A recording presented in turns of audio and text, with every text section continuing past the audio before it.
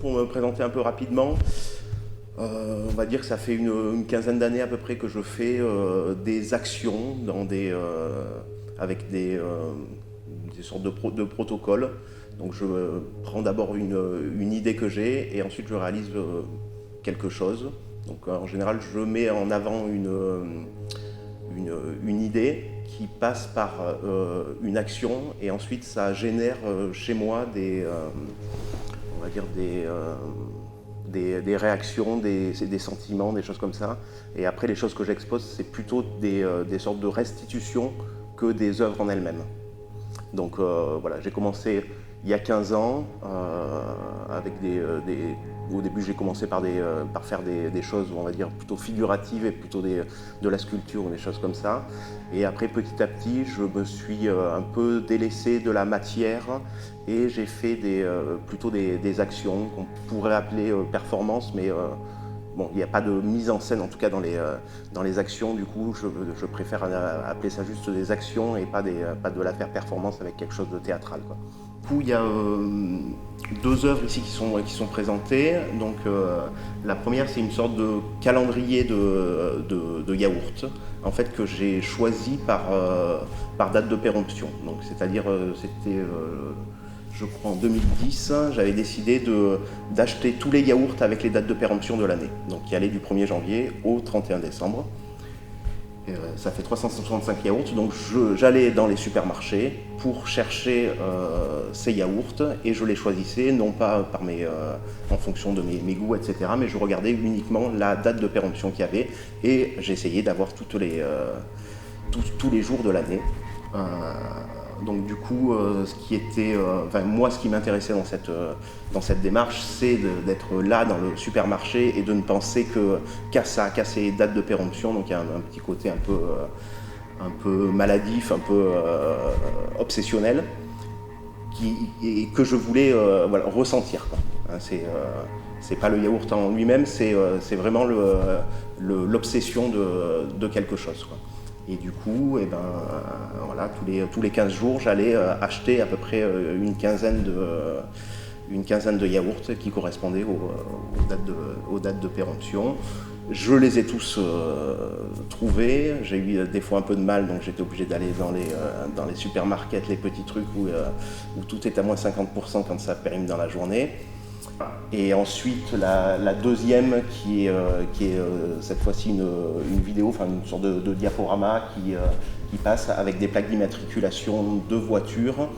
Du coup, je cherchais les 1000 numéros des plaques d'immatriculation des 3 premiers chiffres.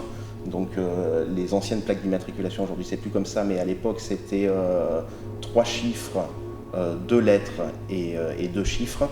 Et les 3 premiers chiffres, j'essayais de chercher toutes les plaques d'immatriculation allant de 1 à 999. Donc au début c'est assez simple, on prend des photos tout le temps. Et quand on arrive à déjà 500 ou 800, il en reste que quelques-unes.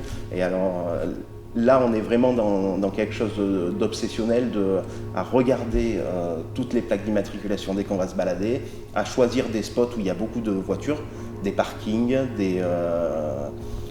donc on va à Leclerc, on regarde sur le parking toutes les voitures. Bien sûr, on se fait apostropher par des gens qui nous disent qu'on fait du repérage pour voler des voitures. Ce genre de choses, mais voilà. Dans l'ensemble, ça s'est relativement bien passé. Après, il y a aussi une autre facette de mon travail qui est plus de faire travailler des gens à mon œuvre ou à leur œuvre aussi pour faire aussi, toujours pareil, réfléchir.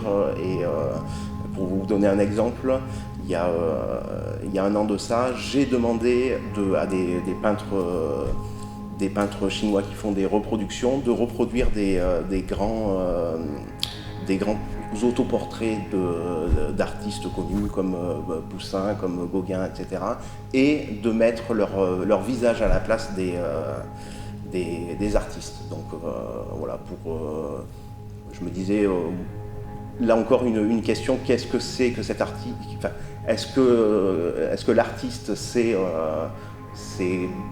Gauguin, quand on recopie un tableau de Gauguin, est-ce que c'est la personne qui l'a fait ou est-ce que c'est moi qui propose cette démarche? Alors là, on n'est pas dans de la collecte d'objets, mais on est plutôt dans un protocole de questionnement sur l'artiste, de comment ça s'articule, sans forcément donner de réponse, parce que je n'ai pas la réponse à dire voilà, l'artiste en fait c'est lui ou c'est moi ou c'est l'autre. C'est un tout, et j'avais fait aussi dans la collecte qui n'était pas non plus vraiment une collecte, mais c'était j'avais fait une performance sur un an où je mettais un caillou dans ma chaussure et je devais vivre avec en fait. Donc là aussi pareil, c'était plutôt une œuvre d'introspection. Alors je ne sais même pas comment présenter cette œuvre, puisque la seule chose qui reste c'est ce caillou que j'ai gardé. Mais du coup l'intérêt là c'était vraiment de se recentrer à tout moment de la journée, sauf la nuit parce qu'on l'a quitté, sur l'œuvre qu'on était en train de faire. Donc il y avait vraiment, on était dans des moments de joie, de peine, et à un moment il y avait ce caillou qui revenait et qu'on sentait dans sa chaussure en entretien de travail, et du coup ça permettait de relativiser le truc, d'avoir un petit côté humoristique dans toute situation. Et voilà. C'est aussi obsessionnel, mais c'est vraiment quelque chose qu'on va ressentir tout le temps. Et au final, c'est assez rare d'avoir une œuvre qui vous habite pratiquement tout le temps. Alors des fois, on oublie ce caillou, mais il va revenir à des moments où on s'y attend pas, et on n'est pas dans un musée, on n'est pas dans son atelier, on n'est pas dans une démarche artistique, et hop, il y a ce petit pic qui va venir et qui va nous rappeler ce qu'on est en train de faire. Sur une autre thématique qui était sur le questionnement également de l'auteur, bon là ça a été compliqué de le mettre en place, mais ça devait être mis en place dans ce calendrier avec cette exposition. C'était de faire rejouer des parties d'échecs qui ont été jouées dans les années entre 20 et 50 de Marcel Duchamp, puisque c'était une production d'un artiste qui n'était pas une œuvre en elle-même, mais qui pouvait être repris a posteriori, être rejoué comme, on va dire, comme une copie de tableau en fait, mais une copie de partie d'échecs. Et du coup questionner en effet là également qu'est-ce que c'est. Est-ce que c'est une copie d'une œuvre? Est-ce que c'est une copie d'une non-œuvre? Est-ce que c'est une œuvre tout simplement parce qu'on l'a repris? Et voilà, et proposer ça aux spectateurs avec toutes les interrogations que ça peut engendrer.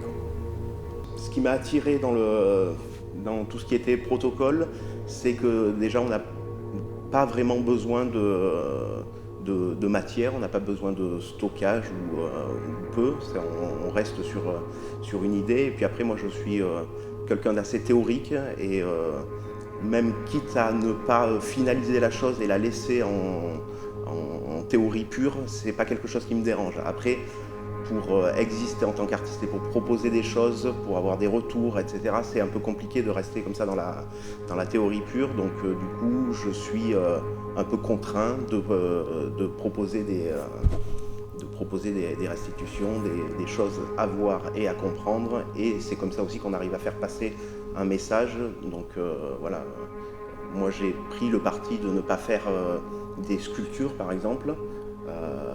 Si je veux défendre ce point de vue, à un moment il faut que je présente quand même quelque chose qui va faire réfléchir les gens sur qu'est-ce que l'art, où est la limite de l'art. Alors moi ce que j'aime bien, c'est me situer en une sorte de périphérie. Si on a l'art qui est une patate sur un tableau, être voilà, sur la bordure, toujours questionner en fait qu'est-ce qui est l'art, que les gens se disent bon, est-ce que ça c'est de l'art? En fait j'ai pas vraiment l'impression, pourquoi? Et après l'expliquer comme ça. Voilà. Moi c'est cette limite, cette bordure qui va m'intéresser.